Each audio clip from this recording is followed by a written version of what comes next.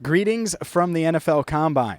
Hi again, everyone. I'm James Rapien of allbengals.com and Cincinnati Bengals Talk here in Indianapolis, where, yes, it's been Combine week. We've been here for a couple of days. Hopefully you've enjoyed the videos we've posted thus far, whether it was our exclusive video of Duke Tobin, the Bengals Director of Player Personnel, on Tuesday, talking about the offensive line and the offseason and retaining free agents and going and getting new free agents, Zach Taylor or Frank Pollack. So make sure you check out those videos if you haven't. That's why we're here, to bring you unique stuff that you're not getting anywhere else. And there's no other Duke Tobin video. That's the only one that exists. No one else was taking video of it, so that's exclusive stuff. I think a couple people had Zach, at least part of Zach, and then Frank Pollack, I believe the Bengals had as well. But that's why we're here, to bring you that right here on Cincinnati Bengals Talk. So hit that subscribe button.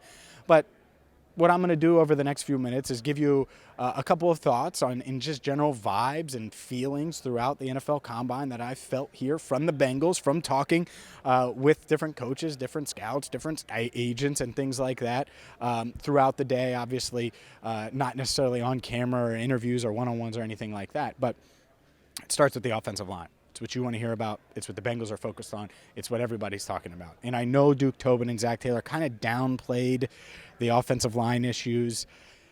They know it.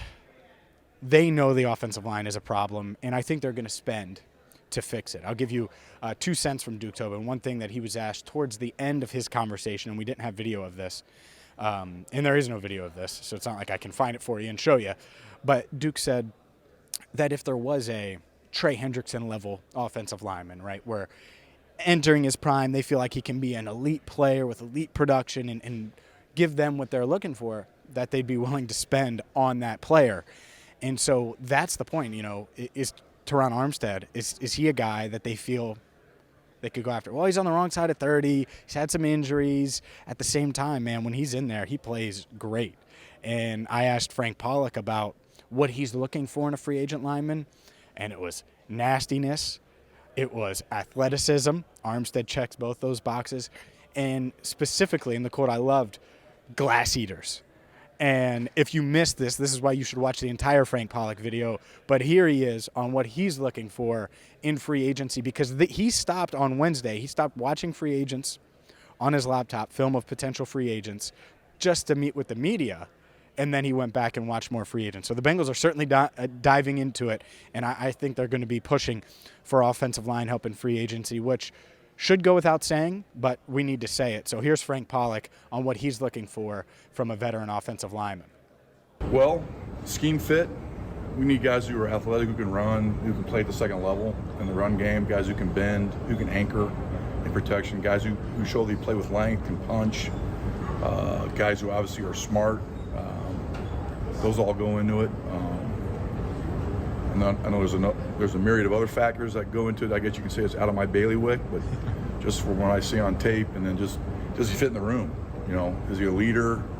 Is he a guy that's gonna, be that alpha male? Is he a guy that's gonna be more reserved? Love to have more leadership in the room. Love to have more alpha males in the room. You can't get enough of those guys. Love to have more what I call glass eaters in the room. Can never have enough of those guys. That's what this league really requires.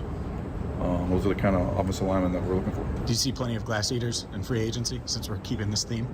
Or potential free agents? I'm just now starting it, but I've seen a couple. Yeah. Yeah, there's a couple out there, but I'm just now starting that process. But yeah, there's a couple out there. That doesn't mean that they're going to go out and break the bank and go get Brandon Scherf and Teron Armstead or anything like that. Duke Tobin also mentioned that, yeah, of course they're open to trades and they're always willing to listen. And so to me, when I think about Trey Hendrickson, right, when I think about DJ Reader, then I look at what could possibly be coming down the pike. What about a trade for Laremy Tunsil? That's the one I keep coming back to, because he's 27.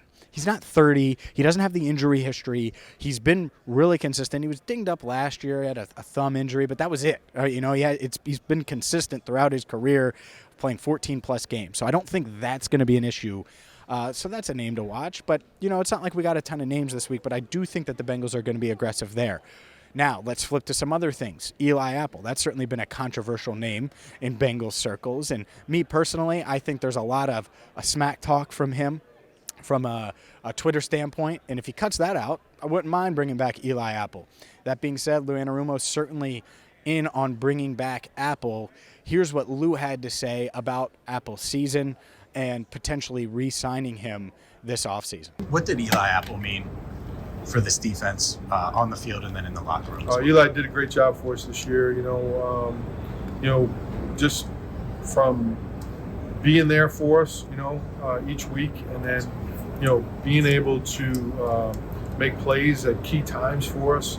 It just kept getting better each week and played with confidence. And when you're playing with confidence, especially at that position, you're going to be able to make a mark. So I was very pleased with him, and he's another one that is up. So we got to see how that goes. But he did a great job for us this year. You think he can be somebody who can be viable as the long-term starting quarterback? Yeah, I mean, he certainly proved this year that that he can take that role, and he did a great job with it. And, we'll see how things go from there. Do they think he's going to be cornerback too, right, and be that second outside corner, or do they want to re-sign him to try to be the fourth corner? That's what I would do. I would try to get someone in that Chidobe Awuzie type realm where you get this guy that could be entering his prime and still try to keep Eli Apple. Because then you're 4 deep at corner. You feel good about it. If Eli Apple is your second corner, well, then who is your backup outside guy, right? Because he's going to be worse than Apple. And, or he's going to be a draft pick, a rookie that you really can't bank on. So just a couple thoughts there on Eli Apple. But, I think that this team is focused on re-signing their own. That's a big part of it. So it's offensive line, of course, and they're going to go get other guys. And like I just said, I think they could sign an outside corner from a different team this offseason. But even with all that said, I think they're focused on getting Bates done. I think they want to get B.J. Hill done, Larry Ogunjobi. They want to keep a lot of these guys, and Bates is obviously a hot topic, a big topic. I know Bates wants a deal done. I know the Bengals want to get a deal done. And right now, Jessie Bates' agent wants to get Jessie Bates top of the market money, and I don't think the Bengals are willing to go there. So is Bates flexible? Is he willing to be flexible and maybe take a little less? Are the Bengals willing to go up a little bit more? That's the tug and pull that I think we're dealing with right now. It could get done. We just don't know yet. So we'll see if that happens. But either way, I think they're going to franchise tag him. I think that they're going to retain at least one of Larry Ogunjobi and B.J. Hill. Wouldn't shock me if they try to keep both. I think they're going to be pushing for that if they can. Another name to watch, Riley Reif. What's he going to do? Are they going to try to keep him?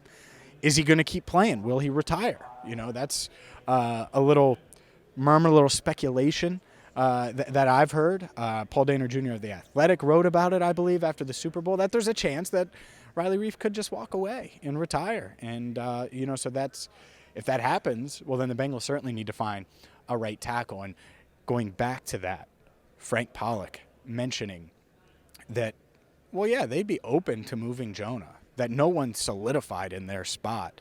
And so going back to the Laremy Tunsil idea, or Teron Armstead for that matter, if you sign a giant left tackle like that who's just a game changer, well, then maybe you move Jonah to the right side and you keep him at tackle. But this way you have 2 bookends to handle business. So would not be shocked if that's the case. If they make that move, that they're doing it because they're willing to move Jonah. So that certainly hasn't been ruled out, at least according to Frank Pollack, which, again, you should check out that video. Look, it's the NFL Combine. There's a ton of news. We have much, much more for you. I'm going to have a ton of videos. We'll do a live at some point, probably later in the week, early next week, kind of reacting to everything. And then we're going to go all systems geared toward free agency. And that's what a lot of this Combine has been, because it's the 31st pick. You have no idea who's going to be there.